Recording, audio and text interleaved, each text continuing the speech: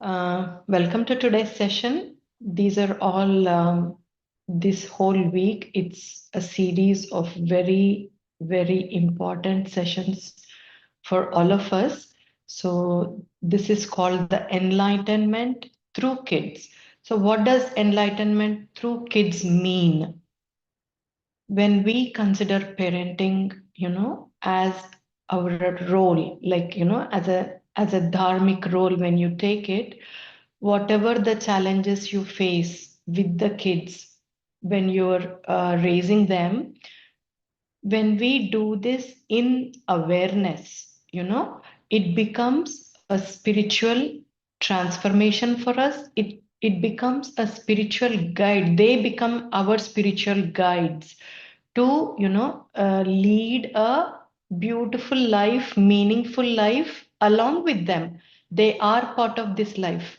So, along with them, taking them into consideration, being in awareness, and leading a spiritual journey along with them. So that is the enlightenment through kids. So we are going to do a series of sessions, uh, from birth. First of all, we are going to discuss, how a human soul takes birth, and then from then on, how to be with the kids, how to raise them, or how to, be with them in our day to day life. So that's what we are gonna talk in these sessions.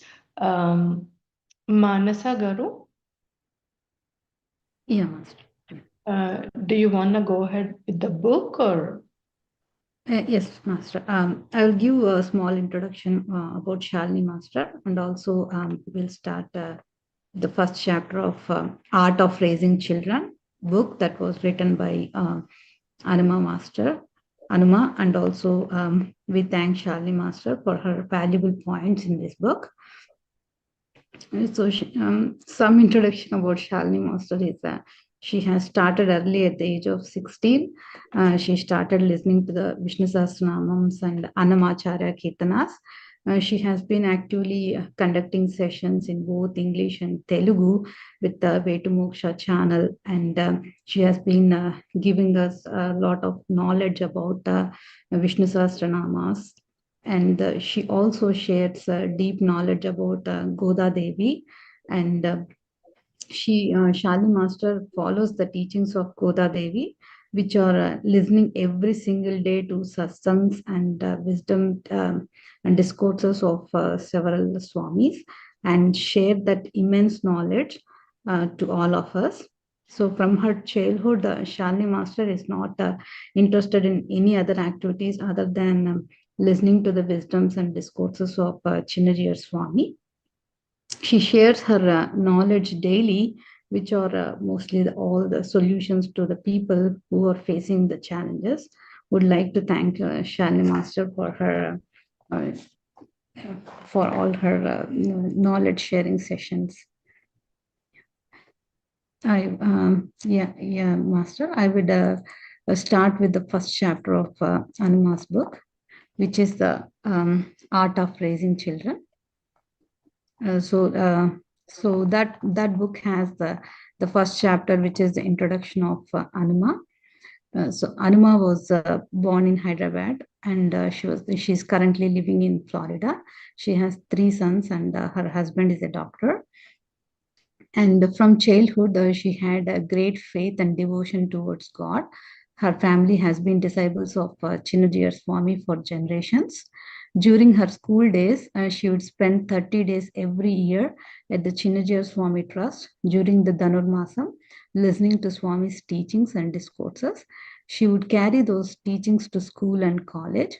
She also participated in the Goda Kalyanam event every year, and she was the first person in the Stotras movement to give lectures on Goda Devi's hymns. From a young age, Anuma's mother taught her to be courageous and self reliant. At the age of 15, she was diagnosed with a hole in her heart and underwent surgery. At the hospital, many patients were fearful of surgery, and due to anxiety, their blood pressure would raise, making it impossible for doctors to proceed. Some stayed in the hospital for over 2 months out of fear. At that time, She was in the first year of intermediate studies, while most of other patients were over 30 years old. So she encouraged everyone, saying, "There is nothing to fear. The surgery will go smoothly and you will recover quickly." She had surgery and started walking on the second day without any pain. She kept reassuring others to stay relaxed and happy, which helped many overcome their fear and undergo surgery successfully. The doctors noticed her positive attitude and asked her to stay in the hospital for a week to motivate those who had been there for months. She inspired many to face their surgeries with courage, and that marked the beginning of her passion for spreading positivity. After her marriage, she moved to USA with her husband. 11 years after her marriage, she was blessed with her first son, followed by twins 18 months later. At that time, she started feeling like her memory power had slightly weakened. Around that time, a relative, her aunt, visited her home and spoke about a yoga course offered by the Amit Yoga Institute. She explained that the course would include meditation and techniques for physical and mental growth. This, this piqued her interest in meditation, so she decided to visit the yoga center with her and spoke to the Guru Amrit Desai about her memory issue. The Guru suggested a 10-day Yoga Nidra course, explaining that she would need to stay at the ashram throughout the program. The daily schedule included classes from 6 a.m. to 10 p.m. with meals provided there. She decided to join the Yoga Nidra course, took permission from her children, and went to the ashram. On the third day of the class, she had a strange experience. Every morning at 6 a.m., there was yoga followed by Yoga Nidra, which involved lying on a mat and practicing guided meditation. After finishing the Yoga Nidra session, everyone folded their mats and left the room, but she tried to get up and couldn't. She looked around and asked her aunt, others nearby, and even the staff for help to stand up, but no one responded. At that time, she thought, "What can I do now? If this is how it's meant to be, I will stay like this without worrying." She stopped trying to get up and completely relaxed her body. Soon, her body naturally returned to its normal state and she was finally able to get up. Later, she came outside and asked everyone, "I couldn't get up after the Yoga Nidra session. I tried asking for help, but no one responded. Why didn't anyone notice me?" Then they replied, "You did not call us like normal. You were in a complete meditative state. We thought it was best to leave you in peace, so we stepped out." When she shared this incident with her guru, they explained, "Your soul momentarily stepped out of your body during the session, which is why no one could perceive your presence as usual. This kind of experience is rare and happens only to highly evolved soul. That's why it happened to you." When she thought about this incident later, she realized something important. She noticed that her soul was able to step out of her body because her body was completely relaxed. However, when she tried to get up and started asking others for help, she became very anxious and tense. During that state, since her soul was outside her body, it was asking for help on a soul level, not in a physical way.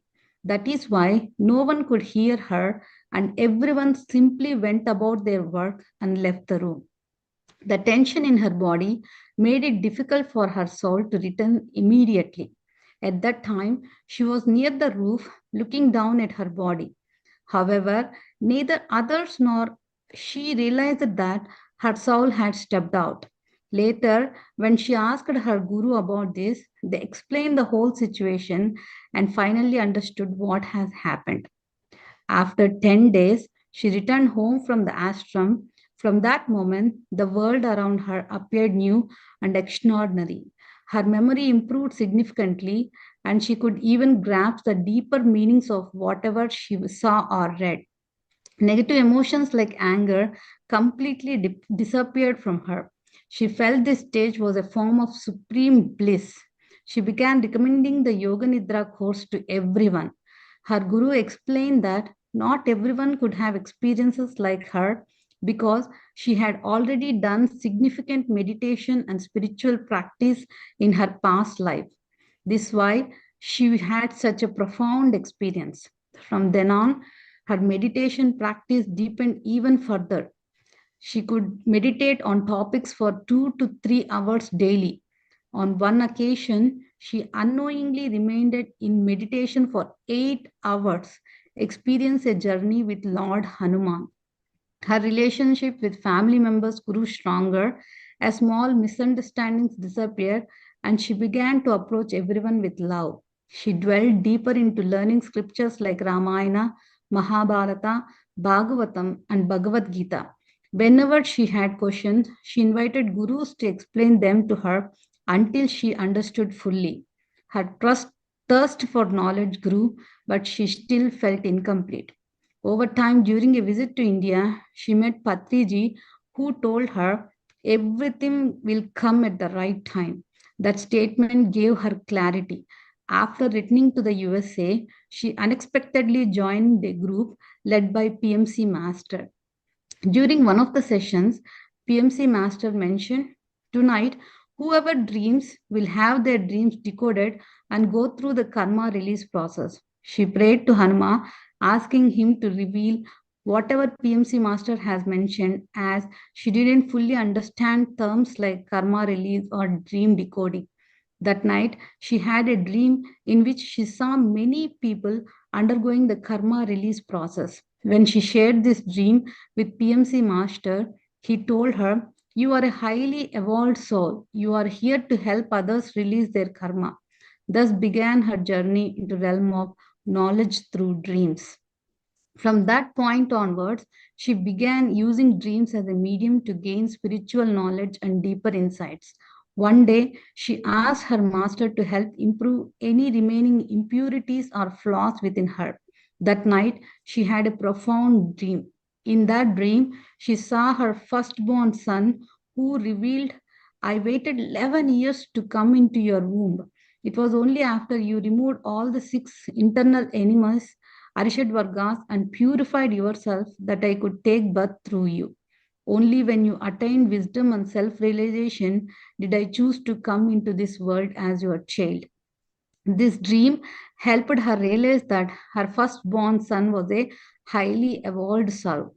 In another dream, her twin children appeared and said, "According to our soul's journey, we can only be born to a mother who is a seeker and has attained wisdom through meditation and self purification. That's why we waited until you turned 37 to take birth through you." Since their birth, her children had always expressed knowledge and wisdom in their words and actions. However, after these dreams, it became clear to her that all the 3 children were highly evolved souls who had chosen to be born to her. The realization also connected with her early yoga nidra experience, where she had felt her soul stepping out of her body. It was yet another sign that she was on a unique spiritual path surrounded by enlightened souls, each contributing to her journey in their own way. She started new activities in the Sadguru's movement, such as assigning one day for dream decoding for each person, writing books, conducting book readings, and offering counseling. Every time she began a new initiative, she had a dream. In those dreams, either the soul, either the masters, or so when they asked, "What about everyone else?" So every time she began a new initiative, she had a dream. In those dreams, either the masters or Lord Narayana himself would appear holding a golden gift adorned with diamonds and precious stones. They would say, "This is for you." When she asked, "What about everyone else?" they would reply, "This is only for you. These gifts are for others too, but this one is especially for you." One day, during group meditation, Lord Narayana appeared and stayed with her for 4.5 hours. He was giving profound teachings. When she asked what he was teaching, he said, "I am imparting the knowledge of the soul." Later, she shared these dreams with PMC Master, who explained when someone becomes truly deserving, the masters give them such gifts. Then launched a program to encourage parents to inspire their children in meditation. On the very day she started this program and had another dream, Lord Narayana himself appeared and praised her, saying, "You have done a wonderful job. Continue with great strength and do even more such good work." Her encouragement felt like a divine blessing. Every time she started something new, she received such divine dreams. PMC Master appreciated these dreams, saying they were a sign of her good deeds and the Master's blessing. In this way, her life became filled with incredible experiences and happiness. The knowledge, skills, and teaching shared by masters and gurus brought her immense joy. Sharing these blessings with others became her greatest satisfaction. Master, this is the introduction. So now we have the born with a plan due to karmas is the chapter 1 first unit. Shall I go ahead? Raising children, parental responsibilities. In every person's life, the phase where they raise children brings its own set of experiences. These experiences shape their life lessons. Parents share their own experiences with their children, passing on knowledge gained through their life journey. Through these rich experiences, parents also share spiritual insights, helping guide children through their upbringings. The saying, "Our children are a reflection of us as parents," is undeniably true. The wisdom or ignorance of the parents influences their children's action and life path, shaping them according to their own life experiences. Born with a plan due to karmas. Sometimes we see families where children are hurt by their family members. This often happens because of that child's life plans. Children go through bad karmas that affect them and they are relieved from them faster when they are young. For example, if an adult experiences a bad karma for 10 days, they can experience same bad karma at much less time than 10 days if it happens when they are younger. Therefore, some children brings bad karmas along with them at younger age itself to be revealed. We often see parents who are not much financially stable and say that they become wealthy only after having children. How does this happen? We often hear the sayings, "Money does not come with us." When we die, we cannot take money with us, but the good actions and kindness we showed while we were alive stay with us. These are good karmas. Actions help shape the life situation of us in the child's birth of next life. Many times, when we look at people who live in wealth, we think they must have inherited it from their parents. But in reality, they are experiencing the result of their own good karmas. When we speak spiritual freedom, we can choose the kind of life we want. People like this may have a rich or simple life, but they always live in a way that follows good actions. These people are not controlled by bad actions because they have overcome the cycle of karma. They live by truth and goodness. They experience the results of their past action and overcome challenges. They become powerful, like beings full of light, similar to divine beings. If they decided to be born again, they choose to live a life full of joy and wisdom, sometimes as great teachers instead of living a material life. Yeah, Shalini Master, over to you, Master. Thank you. You can use the PowerPoint slides, but I'm gonna cover the points which are in PowerPoint slides. But maybe the sequence is different, but those points are gonna be covered. Okay. So we are talking about childbirth. So we will just start with the blueprint, life's blueprint. How exactly do we take lives, or how exactly a child is born? For this, when we talk about the life blueprint, here we have to mention a little bit about, karma, and the karma theory. We all know that karma is an activity or an action what we are doing in our day-to-day lives. So these actions, they yield some kind of results. So these results, are given by God. That's what our philosophies say. So what are these results? How do they vary from each other? And what kind of results do we get from these karmas or actions? Means the results are, included as what we call as happiness or sorrowness. And the second result we get is the ruchi and vasana or the, samskaras. And the third one is the eligibility or ineligibility. So when we talk about this, the results of karma, the first one is very clear, the happiness or the sorrowness. So the whatever action we do, it leads to either happiness or sadness. And the second one is whatever the actions we do, it leads to ruchis and vasanas and samskaras. So what are these ruchis and vasanas? When we do some actions continuously, we do some with our knowledge and when we do some without our knowledge. So these continuous actions, they lead to this ruchi and vasana. That means these are the imprints in our DNA. Some we do with our knowledge later on and some we just do involuntary. So the voluntary and involuntary imprints within us are the ruchis and vasana, which are the result of our previous karmas. And the third one is the eligibility and the ineligibility. This is the important point where we need to understand. So based on our karmas, we get this result of ineligibility or eligibility.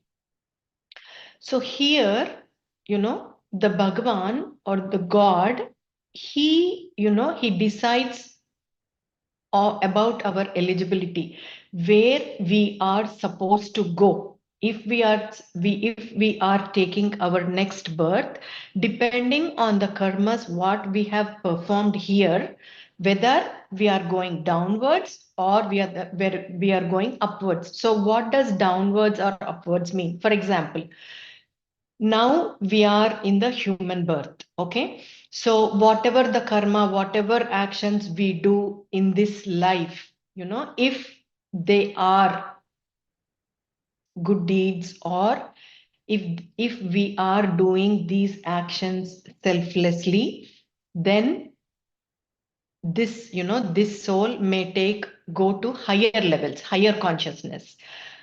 On the other hand, if we are doing our actions without any awareness, hurting everybody with our talk, hurting everybody with our actions, not performing our duties well, just wasting our time in this life, then what happens is we take the lower births.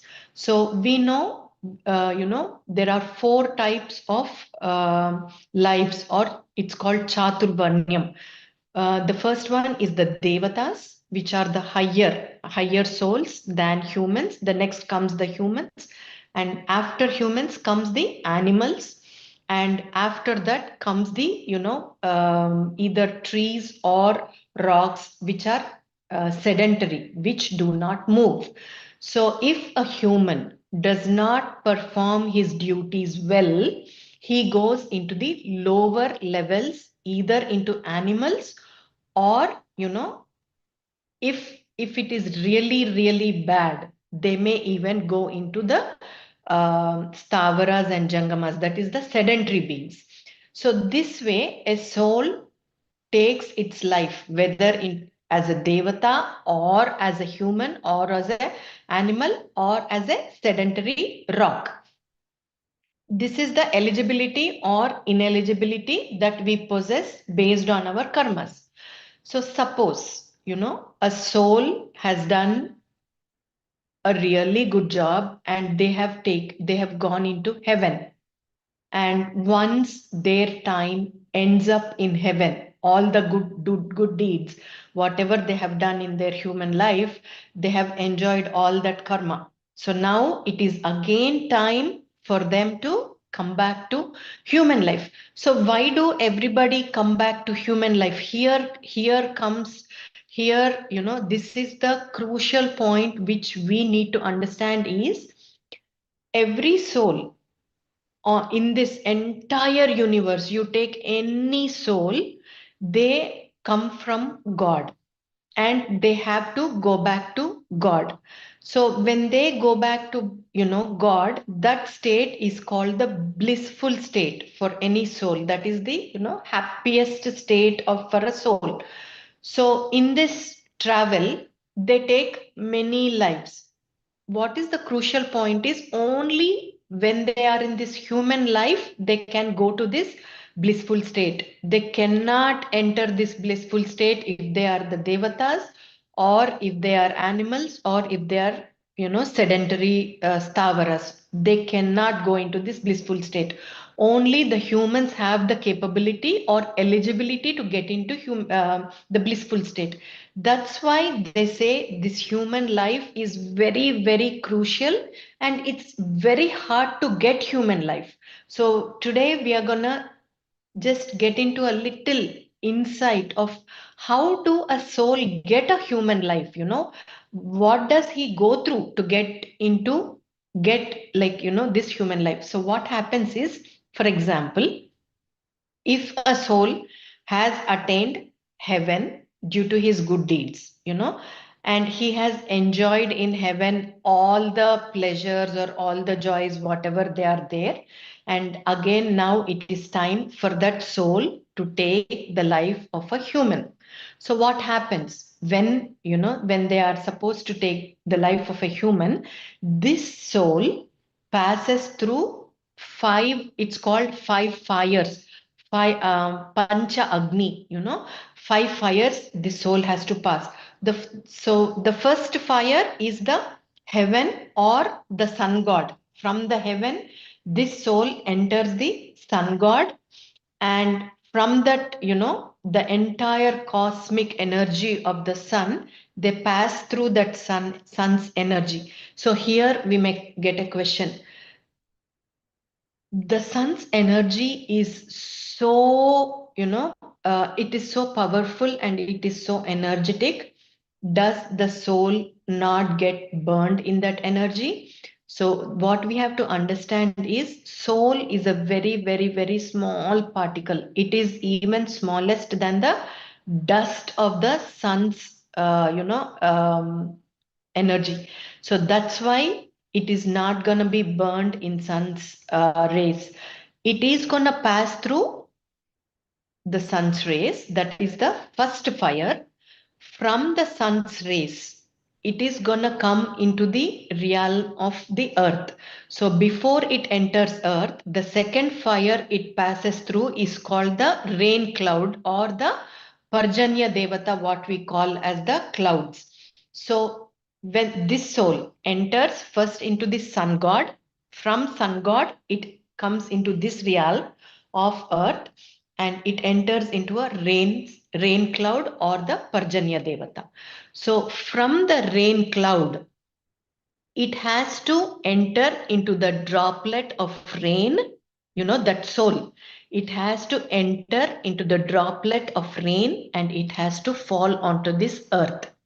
So when it enters into the droplet of rain and it falls onto the earth's surface, that is the third fire. This is the crucial part. So when that soul falls onto the earth's surface, where is he falling? That forms the very crucial part. If he falls into a drainage, he is going to get into that water by, if any insect or any bug or fish swallows that soul, he is going to enter that soul. So he's going to travel with that, either if he's in the fish, if he's in a bug, if he's in water, he's going to travel through that. So suppose if he enters into a fish, by chance, if any human happens to eat that fish, if that soul is in any, any cell of that fish, if he enters that human, And here also, again, there are like so many chances. He may enter into the bloodstream and go wasted.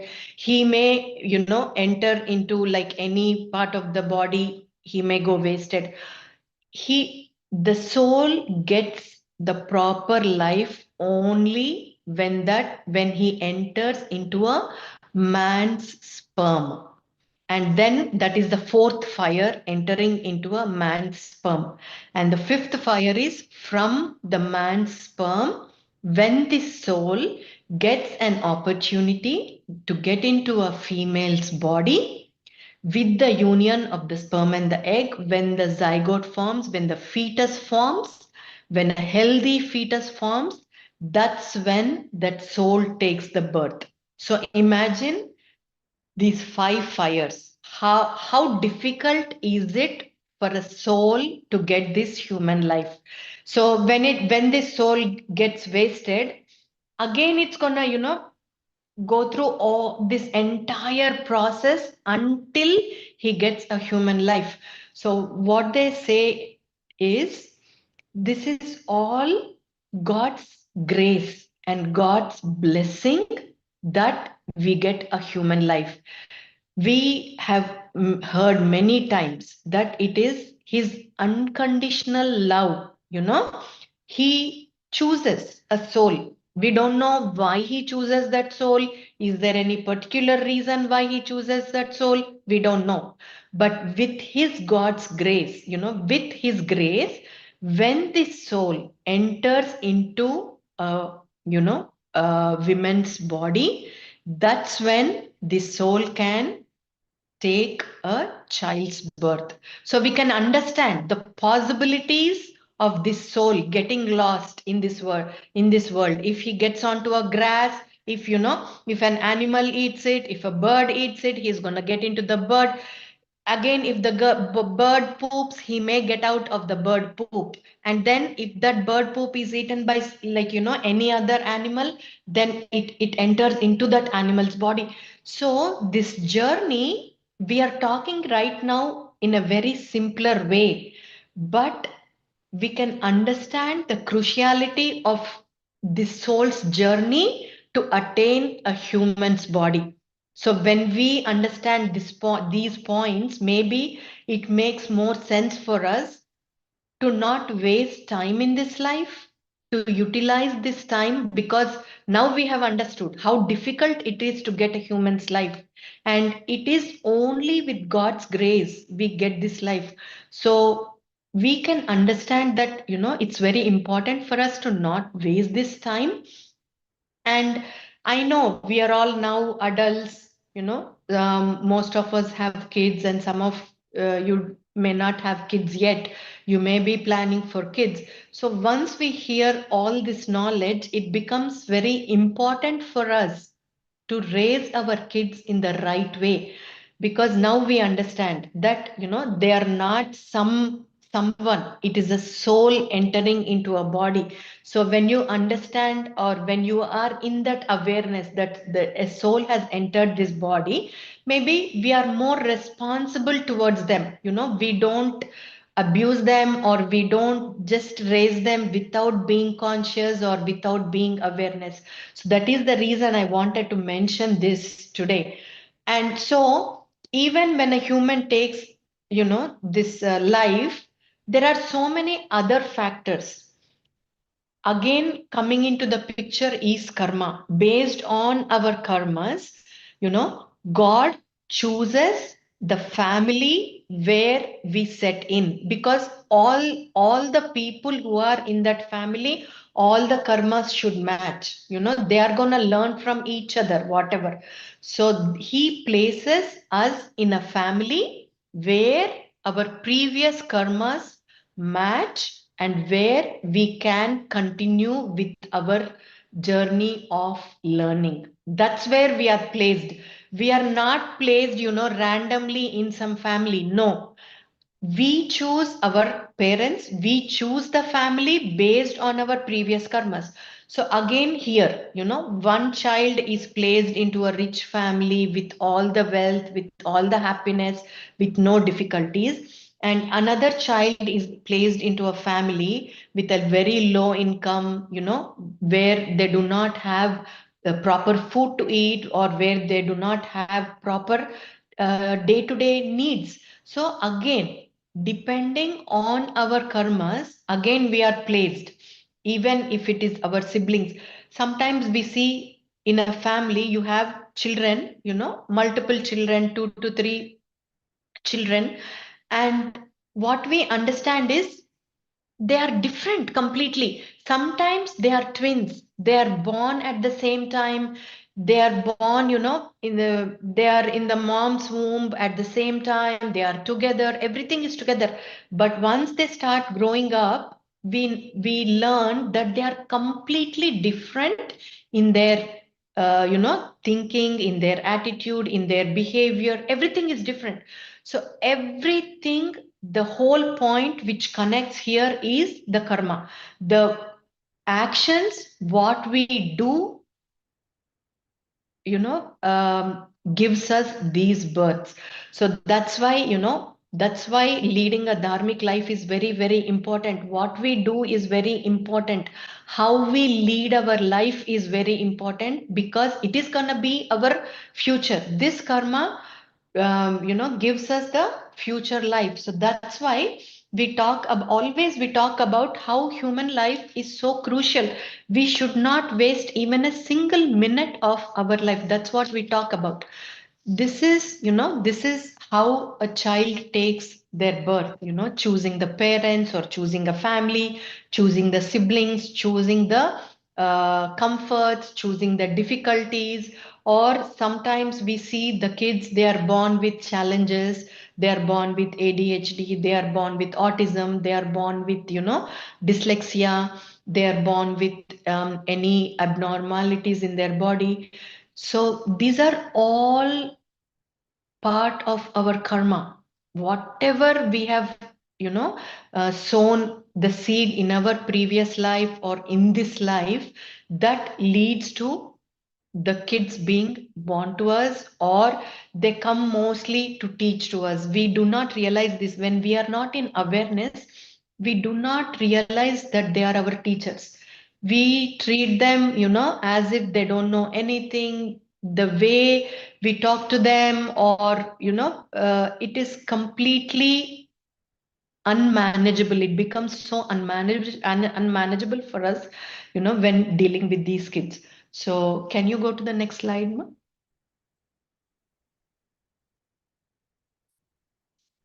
Yeah, so that is about how a child, or how a human soul takes its birth.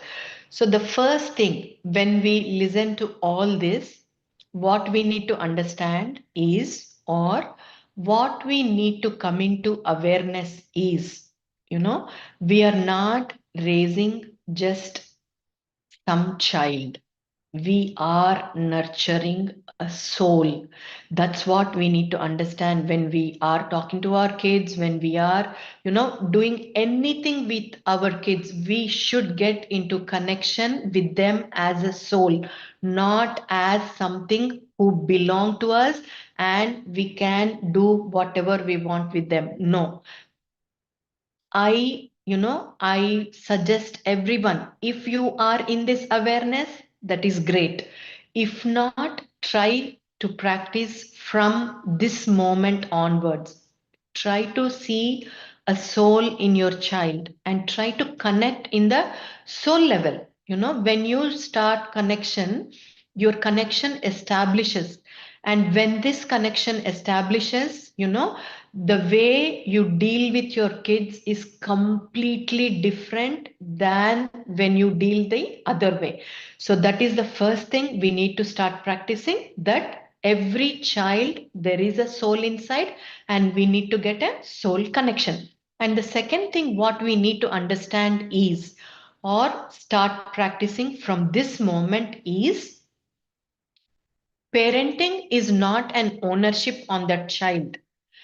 Rather, parenting is a dharmic role which we need to perform. It is a duty. It is our duty as a parent to take care of them.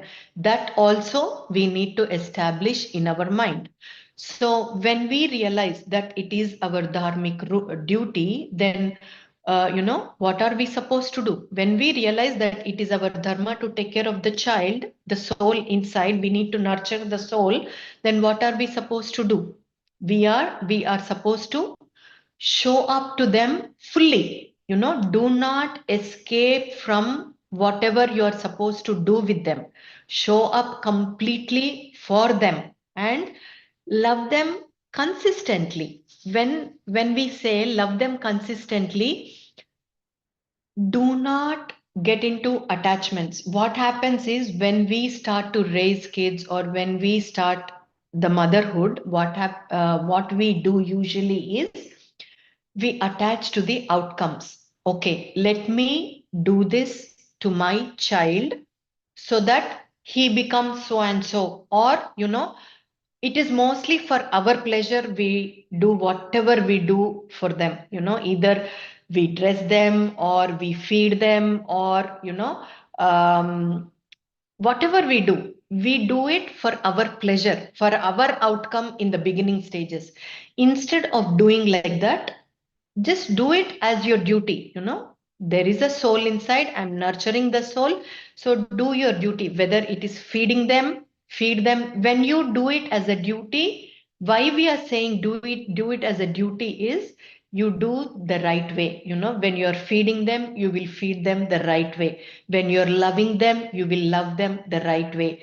Whatever you do with them, you will do it in the right way. So you show up to them completely and you love them consistently. And the most important thing is let go of needing the child to behave, perform or impress.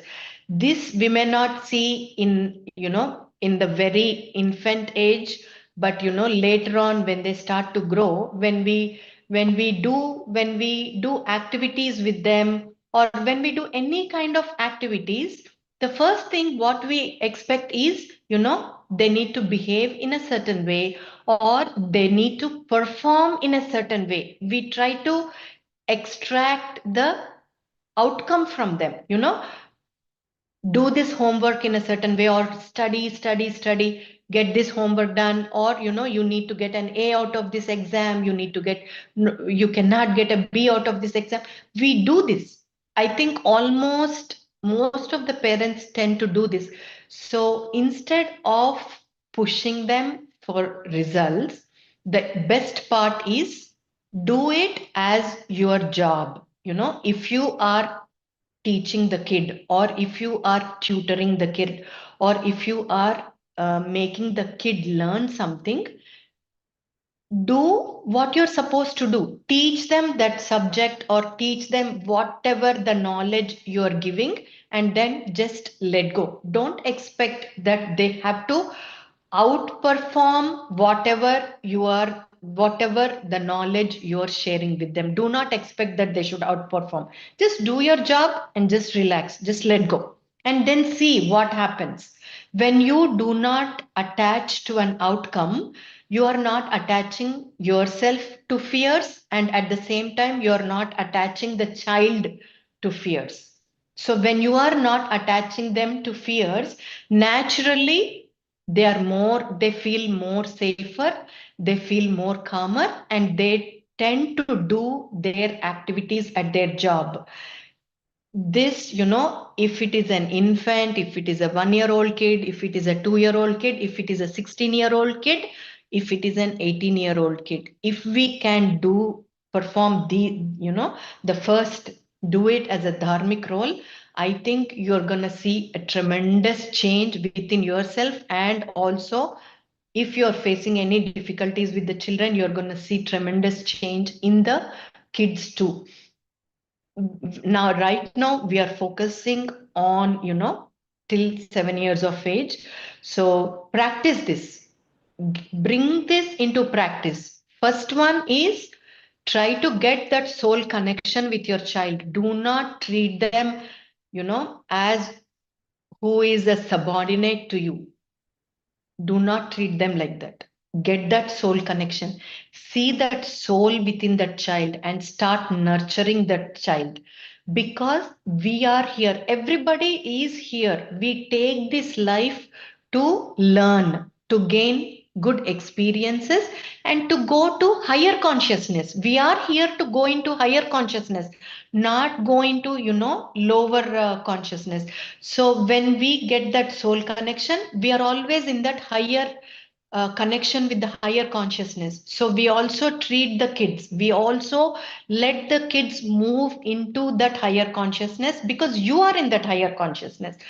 And the most important part here we need to learn is from the infant or within from the womb, they learn from you. They can grasp your energies when they are in their womb with your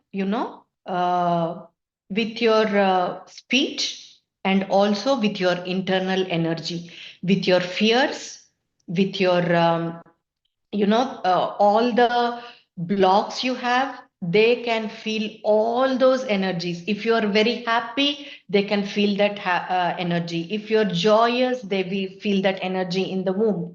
So it's always a good practice for whoever, if they are planning for kids, it's a good practice to get into this soul awareness and to get into this consciousness. For me, for example, when I had my kids, when I was pregnant with my kids, um, even before that, I had a habit of reciting the Vishnu Sahasranamas almost, 2, 3 times a week. I used to do it. So I was in that habit.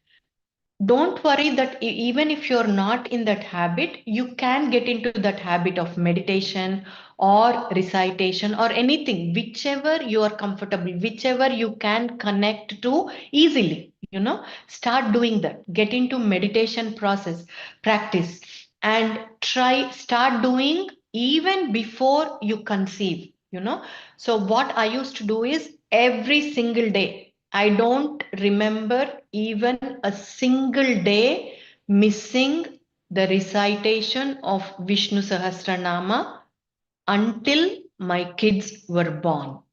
Even on the day of labor, I remember reciting the Vishnu Sahasranamas. So don't do it with difficulty, start to, or, engage in love with that practice. Don't do it with hatred or don't do it with difficulty. When you start to love it, you will enjoy it. So when you enjoy it, they are gonna experience that energy. So once you start doing these practices, the kids automatically see, even before even they came out of the mother's womb, before even they are cut with the umbilical cord of the mom, already a base is formed for them. And we all know, when a child is in the womb, they have all the previous memories of their previous births. So when a soul is in the womb, it seems he thinks or he plans or he promises to the divine that this life, whatever he takes, he is going to utilize this life to get into the higher consciousness. He promises to the divine. But what happens? Once they enter into this life, once they enter into this prakriti, once they enter into this materialistic world, this materialistic world has three gunas: the rajas, the sattva, rajas, and tamas. The quality of these three gunas are that they encompass our mind. They do not let our mind think, in the right way. So only with right practices we can get the clarity of mind where we can lead the rightful life. So that is very important. So with the influence of these three gunas, the soul forgets who he was and forgets the promise what he has done to the divine. Then it is our parents' responsibility from here to take them forward for with whatever promises they have made to the divine. So how do we do that? First of all, we need to practice that, right? So acharana for the parent forms the important key. You practice first. Even when they are infants, don't think that doing all this is difficult. I do not get time to do this. I am very busy. They are very engaging. They have lot of energy. They cry. I need to change their diapers. Remember, these are all excuses. Believe me, these are all excuses. If you plan your day perfectly, so how do you plan your day? When you start to practice when the child is born, when you start to practice your day in a certain way, everything falls into place. Feeding them, putting them to bed, you can practice your meditation, you can practice whatever the recitations you want to do. Always there is time to do these things. It is in our mind where we need to decide whether to do this or not to do this.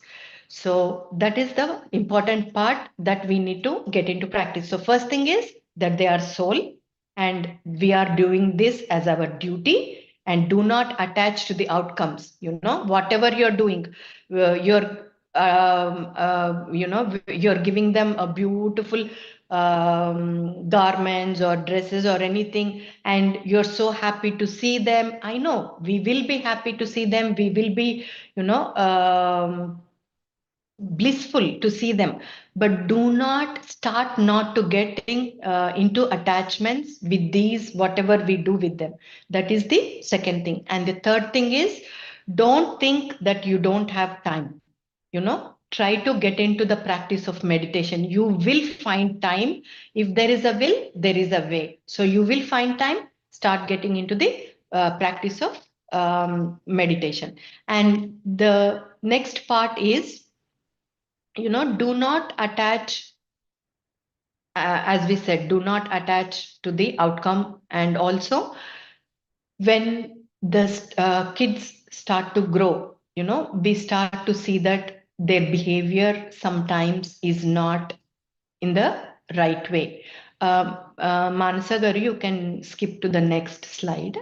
Yeah. So we know that their behavior sometimes is not good. Sometimes we are in an extended family, in a group of people, in a group of friends. They try to get your attention by not doing the right things. Maybe at home, it is very hard for them to get your attention.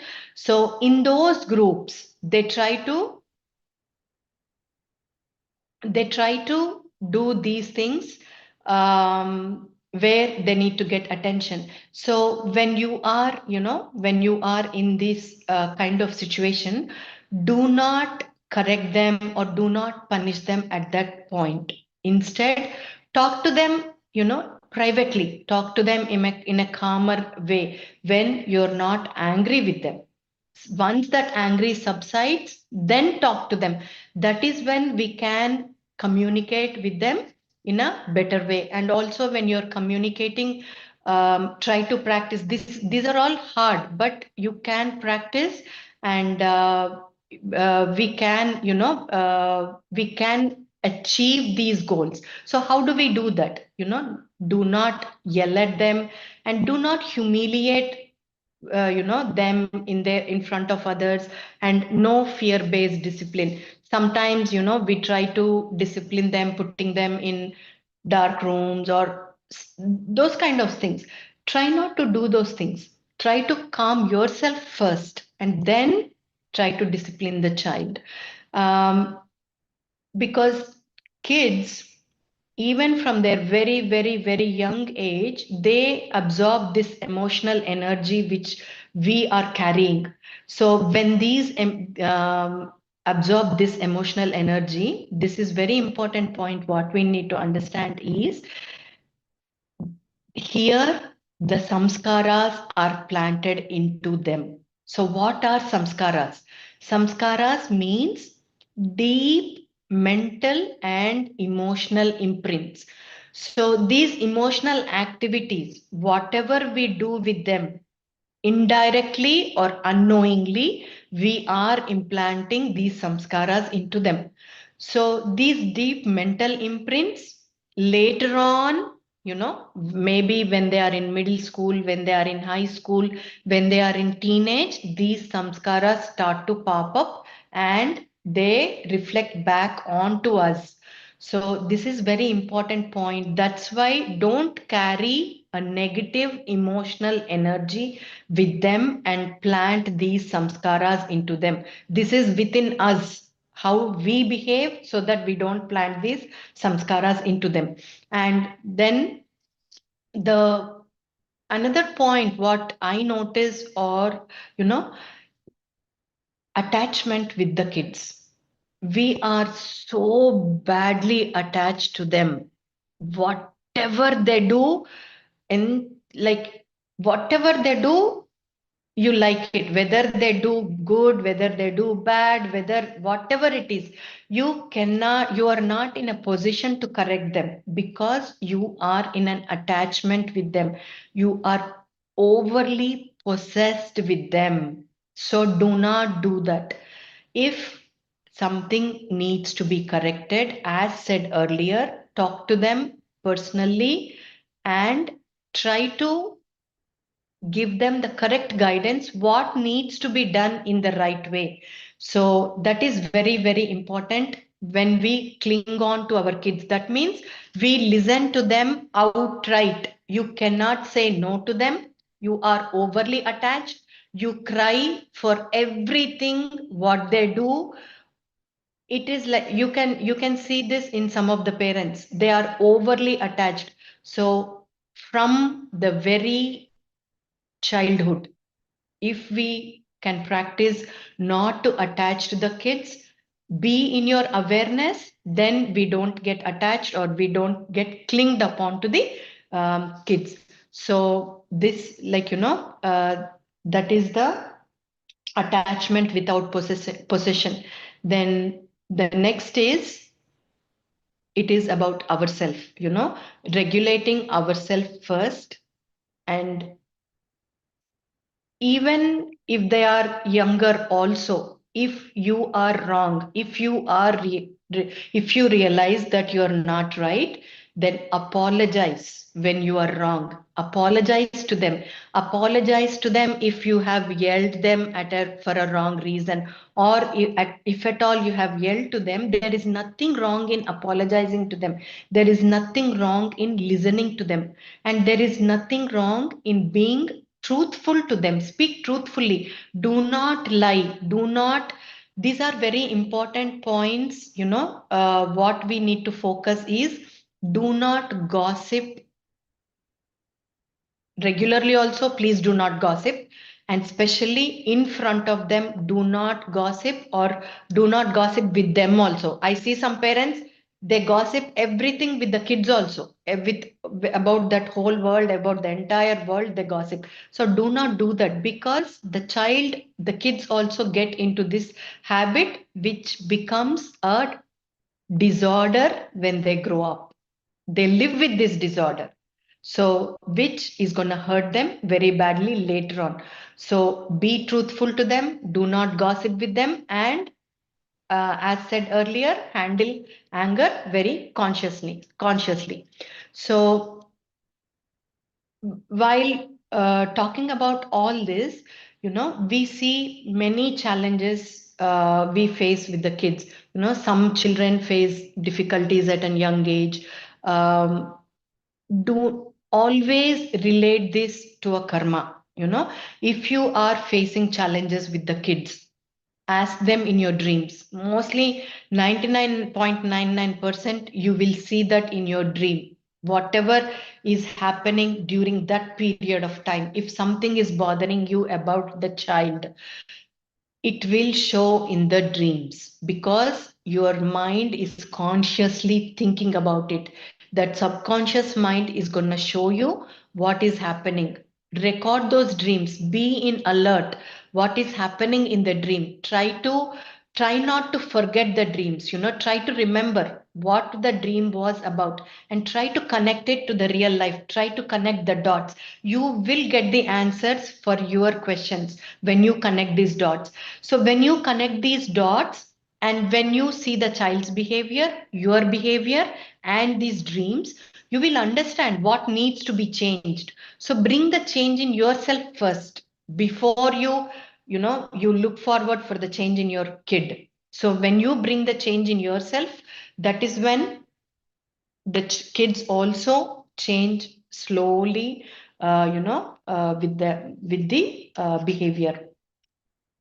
And the another important what we need to point what we need to understand is, especially these days, most of the kids are very advanced souls. They are here to teach us.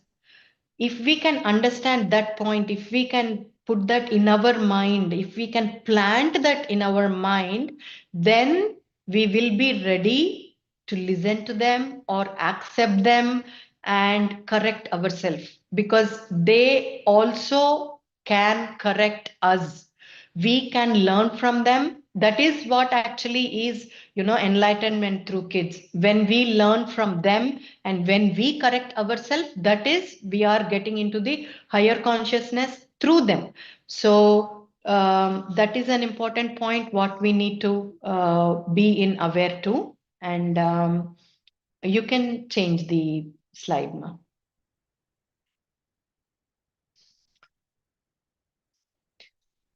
Parents' time matters. As I said, give them your time completely, emotionally, everything. Your time is very important. These days, I think the time is a factor which is becoming a big constraint for us. For me personally, I feel, everybody has to work, everybody, I understand, but I feel like from 0 to 5 years at least, it's very important for us to give our time to them. That is the first, make that as the first priority, make your work or tune your work in such a way where you give your priority to the child first and then to your work.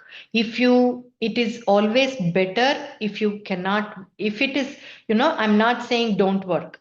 It depends on everybody's financial situations, but it is a good idea not to work at least 0 to 5 years and give your complete time for them,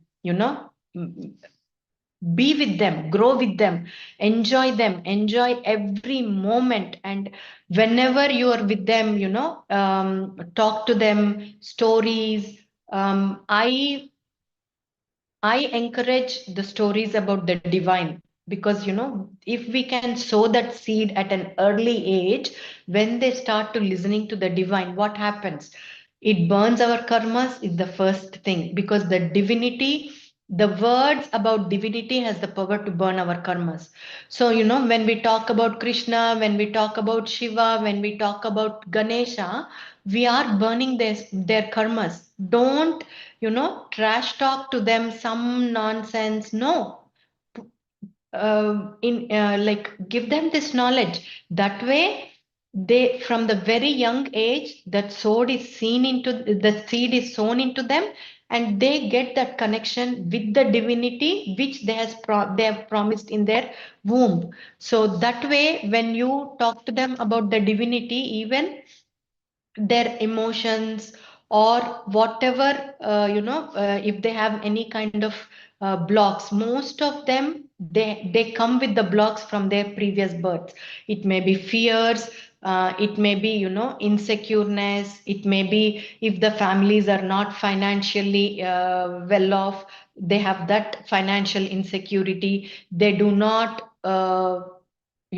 talk very freely. So there are so many blocks associated with the kids, either from their previous birth or this birth.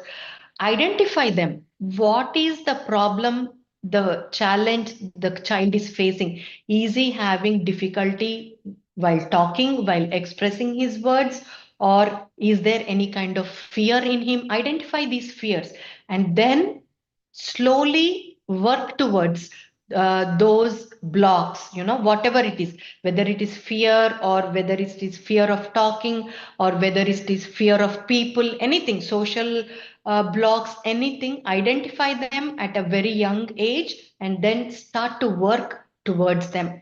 So, and also, as we are all learning this knowledge right now, maybe at a later ages, but it is always good to impart the knowledge for the kids,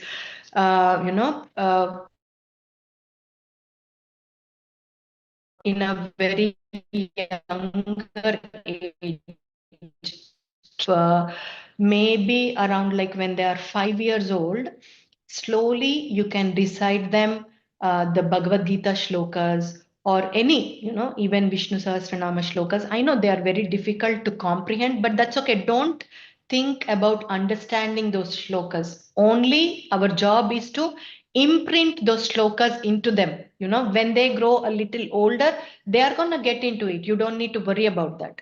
But slowly try to imprint the divine knowledge into them, and also whatever the knowledge you are gaining from Gita or any other knowledge classes, slowly try to share it with them. Don't think, oh, they are kids, they don't need it. They need it. Every soul needs knowledge. What happens when you gain knowledge? What happens is when we gain knowledge, we, as we know, as you know, we are filled with so many unwanted blocks, unwanted samskaras, unwanted ruchis, unwanted vasanas.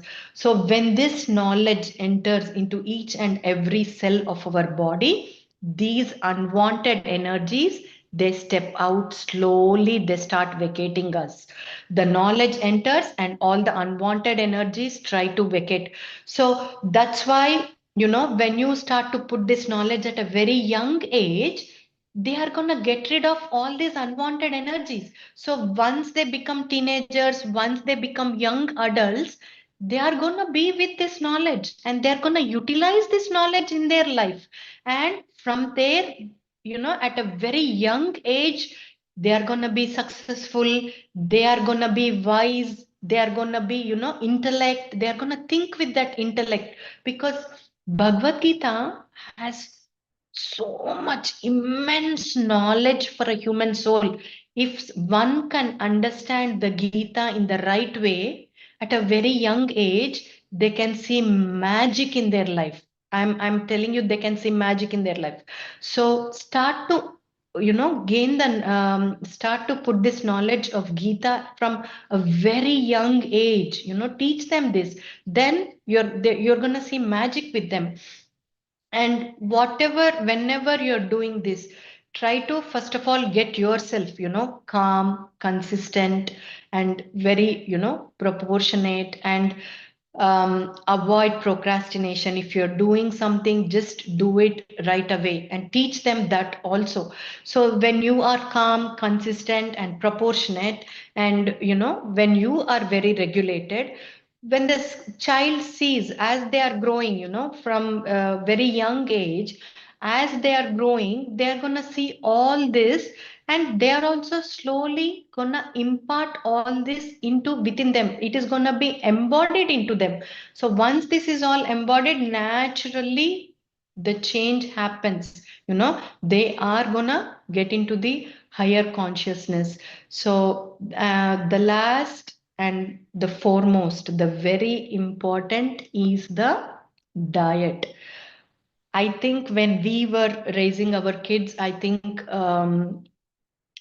maybe we did not had that much of knowledge about food habits, and maybe we missed it.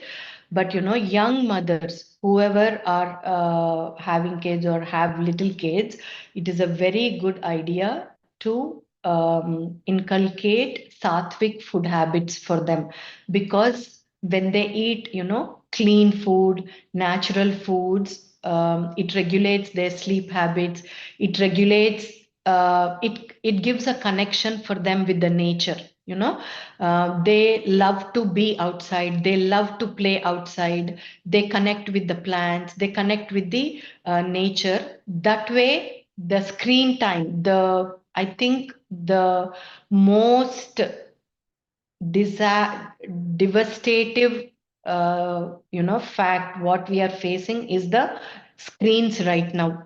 So the screen time is killing us, I can say. So when you inculcate these sattvic habits from a very young age, try to be outside with them. I see in my neighborhood, I always appreciate a family.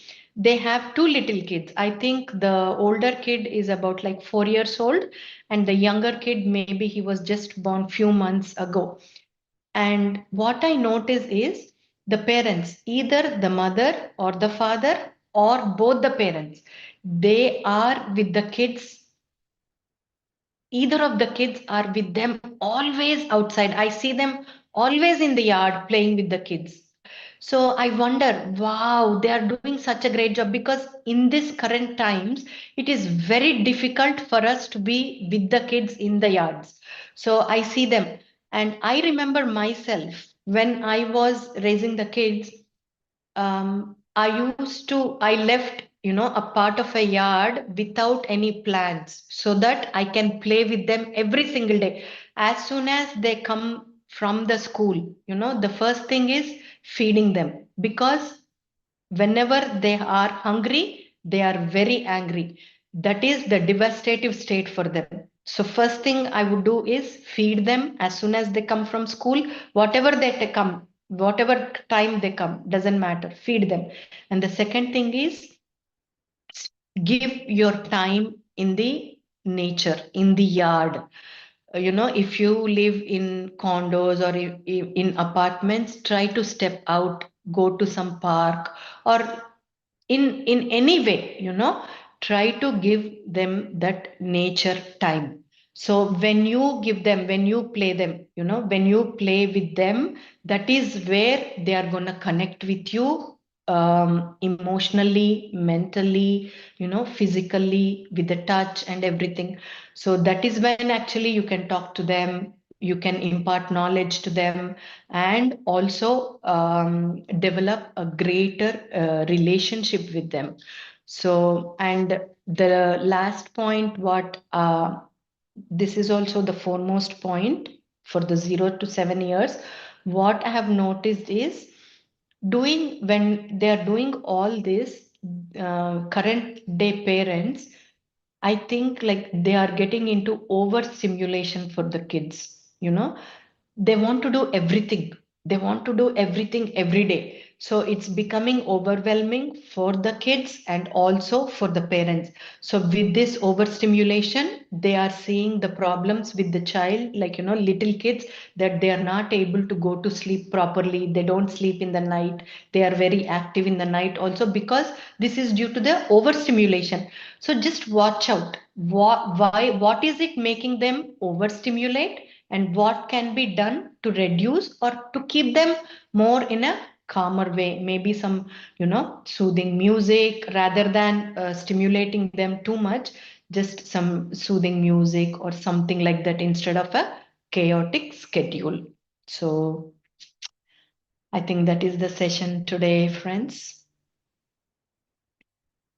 If you have any questions, we can take questions.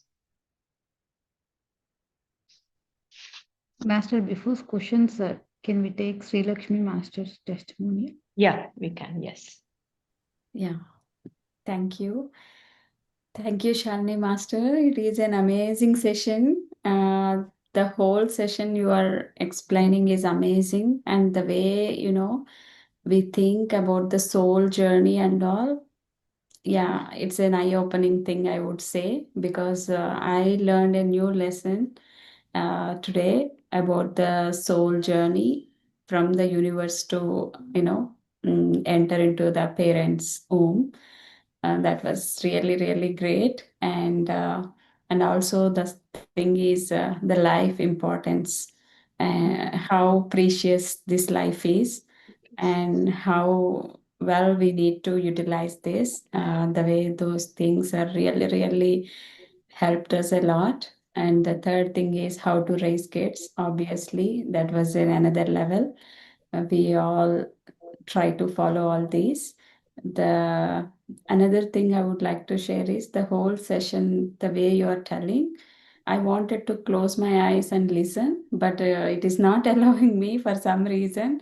I want to see your face, and my energies are stayed behind the head. I don't know what do we call that. There are so many, energies are passing. Um, I feel like, oh my God, there is a big thing behind my head. I don't know what it is, but so much energies are, revolving even now. Oh, Thank you for all your words and great wisdom. Mm, yeah. So coming to my testimonial, as you all know, myself, Sri Lakshmi Kurella, we live in Dallas, Texas. I have been following Anuma from last 5 years. Before coming to Anuma, means before I met Anuma, I was like a regular, girl, like who has more fears and blocks. I used to think more and more. I'm a overthinking girl, I would say.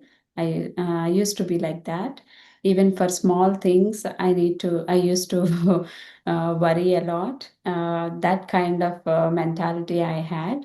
But after traveling with Anuma, yeah, I have seen many changes in my life, and the way I lead my life is completely changed now. Um, when I came to Anuma, I used to have a severe back issue. With that, I could not able to stay more than 15-20 minutes to say either sit or stand. Everything is very difficult. I tried many therapies, but none of them worked well. Fortunately, yeah, after coming into um, meditation, I got a chance to meet Anuma, and with her wisdom and lessons and easy tips, I was able to get rid of my back pain within 6 to 9 months. Then after I was seeing not only get rid of my back pain, I have seen many changes within me. I have, uh, you know, some positivity, and the way I see the things is really, really different. I'm seeing a new Sri Lakshmi after all. I was able to, get rid of my blocks and fears through dreams. Those really helped me a lot. Coming to this today's session, I always wish to have a two children. Luckily, yeah, my wish came true, and I have a second child. Um, she is very a divine soul, I could say. Everybody, as Shalini ma'am mentioned, all the next generation kids are very, very advanced souls. So she is also like that. Her name is Kushala. Anuma only suggested that name. Actually, when the Kushala is born, she's a early baby. She born in the early days of seventh month. So she is really a tiny baby, and we used to see her in the NICU. I think more than 100 days. So being a new mom, a post delivery, we used to see so many sensitive points like hormones imbalancing thing, and leaving the child at the hospital, or seeing our precious baby with many wires. These are all really tough to face those situations, but luckily, I did not go through all of them. For some reason, I had that positivity, and these lessons are really, really helped. Whatever we learned in Way to Moksha, those teachings are really helped me. So the main point I would like to share now is mother energies are so high. Actually, why mother energies are so high means it helped me uh, to dig deeper, because you know, uh, mother energies are very pure, and mother energies are very, means mother expects all, selfless love, and she expresses unconditional love towards the children. So that particular mother energies really helped me in terms of taking care of my child, in terms of the way I ask God to give the child to be more healthier and happier, because we all do this. But what is the new thing here is, as a human, we ask what we want to the God, but in the next minute itself, we will talk about, unnecessary things. For example, as a mother who is facing these NICU things, we get so many calls from our parents, loved ones, family, friends. How is baby? How are you doing? How are you going through? Then we will start a number of things. Oh my God, this is really hardest part in my life. My daughter is, suffering these many things. I don't know. I was not able to take it. Like that, we talk. We are asking God to give a good health and happier child to me, but in the next minute itself, we are talking 10 times. I'm worrying. I'm not understanding what is going in my life. I'm seeing miserable time in my life, like that. So these things, actually made more impact on our life, everyday growth. So with these gurus' help, I came to know that how to calm our mind, and how well we need to talk, and how well we need to take care of our actions. These are all nothing but manasa, vacha, karmana. So whatever I ask God, I should speak those words to anybody in that whole day. Whatever I want, those actions I have to do. Whatever things we need to, pray that, we need to talk those, we need to think about those. That's all. That is the simplest tip. I got it from Anuma and team. So with that, I used to, do meditation whenever I go NICU. I used to do meditation simply, and I used to be more calm. I used to visualize that the box wherever my daughter lays, that box itself is a Hanuman hand. I visualized like that. So whenever our child is in the divine's hand, why should we worry? So that faith, I got it through our guru's teachings. So why should I worry? I simply go there, I do meditation, I talk with my kid in a soul way. That connection I had because of the meditation, I got that soul connection. So I used to ask God, okay, she's in your hands. Please take care of my daughter. Give enough wisdom. Give all the qualities which you have. So that way, my daughter is, getting better and better there. So I used to hear all the things, whatever doctor says, then I used to come back. I know, even though we are having this much positivity, we still see, some challenges. It is not a cakewalk. After we learned all these lessons from our guru, we may get some other challenge. So in that kind of challenges also we have seen in our 1 of 5 days.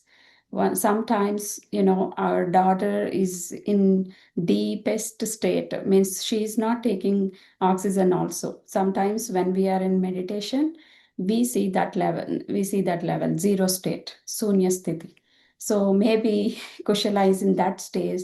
She is not taking oxygen, and all alarms are, sirening, and the new team is running with their new equipments, and they are trying to uh, give that oxygen through mouth. She's not taking. And they tapped and they are asking me to shout. They are asking me to call her. We are trying our best, but she's not taking that oxygen. Slowly, her color has changed. At that time, I was literally there. I was getting tears unknowingly. But the only thing I requested God is, please give us one chance. Okay, we would like to dedicate our lives for this service. Give us one chance. That those two words only, we just prayed God and we relied on the God. He only took care of those. Suddenly she took oxygen and she came back. Like that, there are so many situations happened in those 105 days. But our positiveness and our guru's teachings helped me a lot to be in the Sharanagati. We still need to learn more. We still have, me and my husband, we means we still need to learn more. But these essence or whatever we are getting from our gurus in the way to moksha, these are really, really helped a lot. Before this, I would like to thank one more meditator. I don't want to share her name because it is a kind of testimonial. Before I faced this situation in our way to moksha, one meditator approached Anuma to handle this exact scenario in her life. She has a preemie baby, early baby, and she was not able to take those whatever that baby is going through. She was in that trauma. She was little low because general moms will go low, because even I have experienced when Kushala was in NICU, there are some other babies who were there. Their parents used to cry, used to shout at nurses with other reasons. For example, when they are wiping, cleaning those boxes, the baby box, they has to rearrange the camera and all. Sometimes accidentally that camera was not in the right position, so that mother got upset because she was not able to see her baby when she was at home. So next day, the minute she came, she is shouting a lot. She used to shout, and she used to express her pain, everything. We could see those, but we never gone through because we already got that lesson in our way to moksha through our gurus. As I mentioned, one meditator had similar situation in her life, and when she approached Anuma, she gave a beautiful lesson with all these importance of mother energies and how we need to get connected with that particular soul, how well we need to think, how our actions has to be. Everything I learned before I was into that area. I was in the, yeah, because in a physical way I got my lesson, and I heard those and I got it in my mind. For some reason, it came into my life, the similar situation, so I simply implemented there. I did not put much efforts, I would say, because I already know the answer for my question. So how well we could present? It would be very simple, right?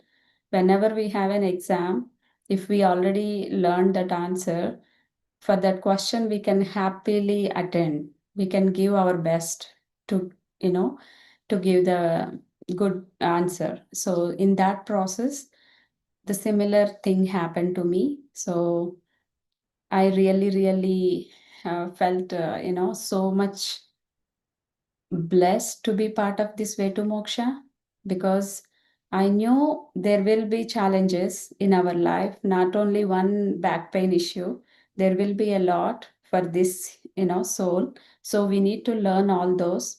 As Shalini ma'am said, for learning only we came here. We need to learn those things with our complete acceptance and, focus. So I was doing it my best, and I was able to come out of them without stress and all.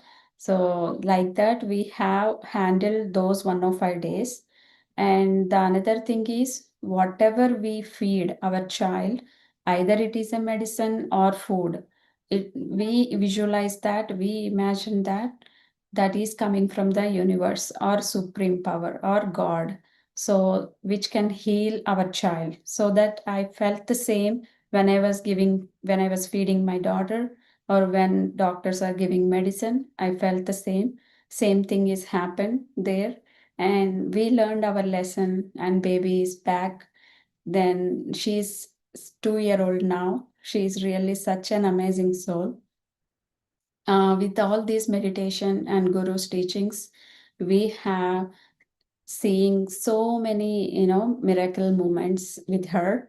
We are really blessed to be part of it. Even after she born, even in the NICU, when she was there, she used to give, whatever advices she has to give us in through dreams. Because I, it's not only to me. Sometimes our friends also used to get dreams about Kushala. They used to say, "Oh, I saw one dream in Kushala with Kushala. She was telling she's not comfortable with the diapers which we are giving. She wants organic diapers. We until then we don't know there are organic diapers. So she told us, then we changed immediately. Like that, she told many times. Even now, she was telling if I need to correct anything, she is telling in through my dreams. Not only to me, to all our meditators. So, how beautiful this path, I could not explain, because I was enjoying these moments because of the teachings and meditation. And I could not thank enough all these gurus, Anuman, Shalini, ma'am, everybody. We are enjoying, we are in Boga Jeevitam now. What else we want? Thank you, masters. Thank you. Thank you,